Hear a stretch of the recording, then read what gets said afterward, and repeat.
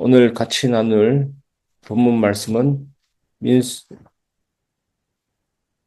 민수기 15장 27절에서 31절입니다. 민수기 15장 27절에서 31절. 만일 한 사람이 부지 중에 범죄하면 1년 된 암염소로 속죄제를 드릴 것이요 제사장은 그 부지 중에 범죄한 사람이 부지 중에 여호와 앞에 범한 죄를 위하여 속죄하여 그 죄를 속죄할지니 그리하면 사함을 얻으리라. 이스라엘 자손 중 본토 소생이든지 그들 중에 거류하는 타국인이든지 누구든지 부지 중에 범죄한 자에 대한 법이 동일하거니와 본토인이든지 타국인이든지 고의로 무엇을 범하면 누구나 여호와를 비방하는 자니 그의 백성 중에서 끊어질 것이라. 그런 사람은 여호와의 말씀을 멸시하고 그의 명령을 파괴하였은즉 그의 죄악이 자기에게로 돌아가서 온전히 끊어지리라. 아멘. 대신 짊어지시는 은혜, 그 안에서 다시 사는 삶이라는 제목으로 말씀을 나누겠습니다. 오늘 본문은 개인이 죄를 지었을 때 어떻게 사함을 받을 수 있는지, 그리고 고의적으로 죄를 반복할 때 어떻게 되는지에 대해서 말씀하십니다. 첫 번째 살펴볼 내용은 하나님은 모르고 한 것과 알고 한 것을 다르게 보십니다. 27절에서 29절. 한 사람이 부지 중에 범죄하면 고의가 아니라는 것입니다. 모르고 범죄하면 1년 된 암염소로 속죄제를 드릴 것이요 그리하면 사함을 얻으리라. 여기서 중요한 것은 하나가 빠지면 안 됩니다. 1년 된 암염소입니다. 여러분, 왜 하필이면 1년 된 암염소입니까? 이건 제사 규정이 아니라 복음의 그림입니다. 1년 된 건 가장 온전한 상태, 흠없는 상태를 말합니다. 가장 건강하고 값진 때입니다. 암염소는 죄를 대신 짊어지시는 지는 희생 제물입니다. 나 대신 죽는 존재입니다. 나의 모든 죄와 거역의 어두움을 완전히 뒤집어 쓰고 나 대신에 죽는 존재입니다. 이제 이 암염소는 죄가 전가된 암염소는 바로 우리들입니다.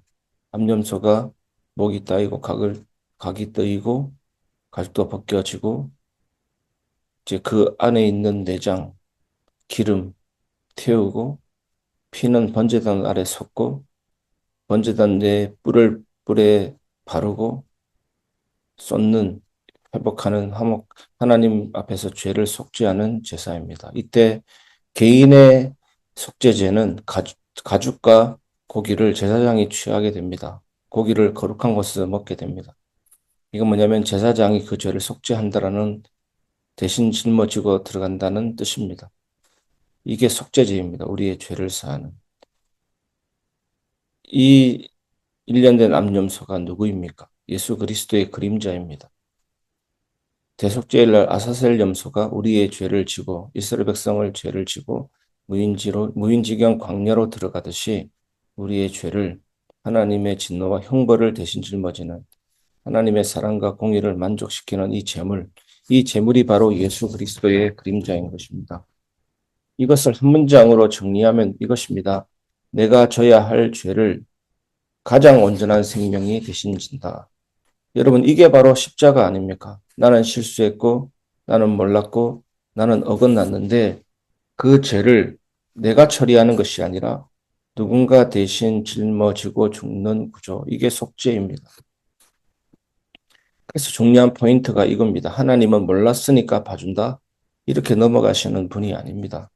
세상에서도 판사가 도둑질했는데도 범죄했는데도 사랑으로 봐줍시다. 좋은 판사가 아닙니다. 나쁜 판사입니다. 죄는 반드시 대가가 치러집니다. 이것이 하나님의 공의. 하나님은 자기 의가 만족되기를 원하십니다. 그런데 그 대가를 내가 내는 게 아니라 대신 내주신다입니다. 이것이 하나님의 사랑입니다. 이것이 은혜입니다.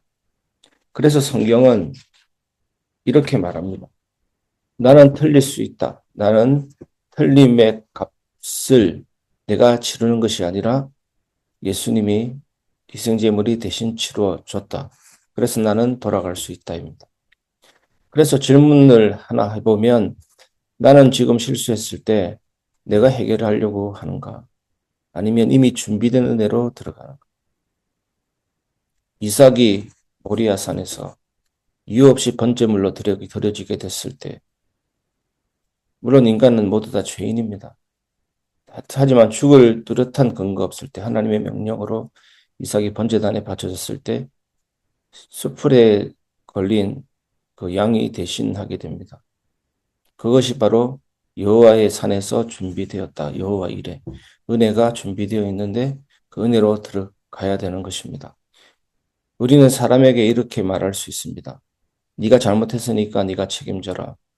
그런데 하나님은 이렇게 말씀하십니다. 내가 잘못했지만 네가 잘못했지만 내가 대신 책임질게. 이 장면이 또 어디서 나옵니까? 창세기 15장에 보면 아브라함과 하나님과의 언약을 체결할 때 쪼갠 짐승 사이로 하나님의 불이 여호와의 불이 통과하고 아브라함도 통과해야 되지만 아브라함은 통과하지 않고 여호와의 불만 불로 통과하십니다. 쌍방간의 언약 체결할 때 쪼갠 짐승 사이로 들어간다는 것은 네가 약속 어기면 이 짐승처럼 쪼개진다라는 것인데 아브라함은 그 사이를 통과하지 않고 하나님만 통과하셨다. 내가 대신 책임질게입니다. 십자가를 보여주는 것입니다. 예수님이 우리 죄를 대신 짊어지신 것입니다. 그래서 교회는 우리들은 정죄하는 것이 아니라 대신 짊어지는 사랑이 흘러야 하는 것입니다. 두 번째, 알고도 계속가는 순간 하나님과의 관계가 끊어집니다. 본토인이든지 타국인이든지 고의로 무엇을 범하면 여호와를 비방하는 자라.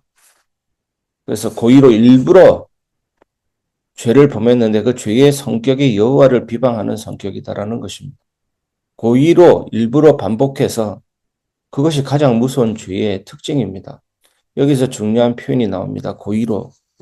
히브리어로 손을 높이 든 채로, 즉 대놓고 알고도 의식적으로. 이건 어떤 상태냐면 이겁니다. 하나님이 뭐라고 하든 상관없다. 나는 내 마음대로 한다. 내 길로 간다입니다. 여러분, 이것은 단순한 죄가 아닙니다. 관계를 끊는 태도입니다. 그래서 성경은 이렇게까지 말합니다. 여호와를 비방하는 것이다. 왜냐하면 하나님을 몰라서가 아니라 알면서도 무시하는 거기 때문입니다. 여러분, 이런 경험이 없습니까? 분명히 마음에 알림이 옵니다. 이것은 아니다. 그런데 그냥 갈 때도 있습니다. 이번 한 번은 괜찮겠지.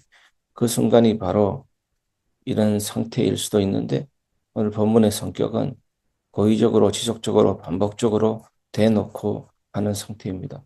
그래서 질문 하나 드리겠습니다. 우리는 지금 하나님을 몰라서 어긋나고 있습니까? 아니면 알고도 밀어내고 있습니까? 이건 굉장히 중요한 질문입니다. 왜냐하면 전자는 돌아올 수 있지만 후자는 점점 굳어지기 때문입니다. 바리새인들 보세요. 바리새인들의 죄의 특징이 뭡니까? 성령의 역사를 귀신의 역사다. 예수님이 귀신의 왕의 힘을 빌려서 귀신을 쫓아낸다. 예수님이 하시는 말씀과 사역하는 곳마다 가서 시비를 걸고 자꾸 책 잡기 위해서 뭔가를 질문하고 바리새인들이 그랬습니다. 고의적인 회방죄입니다. 이것이 반복되면 어떻게 되냐면 양심이 묻어집니다. 양심에 화인 맞는다라는 표현이 있는데 그게 뭐냐면 인두로 피부를 찢어서 감각조차 없애버리는 것입니다. 말씀에 반응이 없어집니다. 기도가 막힙니다. 그래서 하나님은 이걸 강하게 말씀하시는 것. 이제 마지막입니다. 세 번째, 하나님을 밀어낸 삶은 결국 자신이 짊어지게 됩니다. 31절입니다. 그의 죄악이 자기에게로 돌아가서 온전히 끊어지리라. 이 말이 굉장히 무겁습니다. 죄가 자기에게 남는다. 이게 무슨 뜻일까요? 덮어줄 관계가 끊어졌다라는 뜻입니다. 여러분, 복음의 핵심은 이겁니다. 내 죄를 내가 안 진다. 예수님이 지십니다. 그런데 오늘 본문 상태는 뭐냐면 그 관계를 내가 거부한 상태입니다. 그러니까 결과가 이렇게 남는 겁니다. 그럼 네가 짊어져라. 여러분, 이건 하나님이 잔인해서가 아닙니다. 관계가 끊어졌기 때문입니다. 이걸 조금 쉽게 설명하면 이겁니다. 비를 맞고 있는데 누군가 우산을 씌워주려고 합니다. 그런데 내가 밀어냅니다. 괜찮아요. 필요 없어요. 그럼 어떻게 됩니까? 비를 맞는 건 누구입니까? 내가 맞는 겁니다. 이게 오늘 말씀입니다. 그래서 질문 하나 드리겠습니다. 나는 지금 하나님이 내밀고 있는 손을 붙들고 있습니까? 아니면 계속 밀어내고 있습니까? 결론을 말씀드리겠습니다. 대신 짊어지신 은혜를 붙들고 돌아오십시오. 성도 여러분, 오늘 말씀은 조금 무거운 듯 하지만, 근데 동시에 너무 분명합니다. 하나님은 우리를 버리려고 이 말씀을 주신 게 아닙니다. 여기까지 가지 마라. 그 경계선에서 붙잡으시는 겁니다. 우리는 실수할 수 있습니다. 틀릴 수 있습니다. 그것은 괜찮습니다. 그런데 단 하나 조심해야 될 것이 있습니다. 하나님을 밀어내는 순간. 그 순간부터 삶이 혼자 감당하는 삶이 됩니다. 그래서 오늘은 이 고백 하나면 충분합니다. 하나님, 저는 틀릴 수 있습니다. 그래도 주님 손은 놓지 않겠습니다. 그 순간 다시 길이 열립니다. 다시 덮어집니다. 다시 시작됩니다. 1년 된 암연서 완전한 희생 제물 대신 예수 그리스도 십자가 붙잡고 오늘도 하나님 앞에 온전히 나아가서 그 은혜에 사로잡히시기를 주 예수님의 이름으로 축복합니다.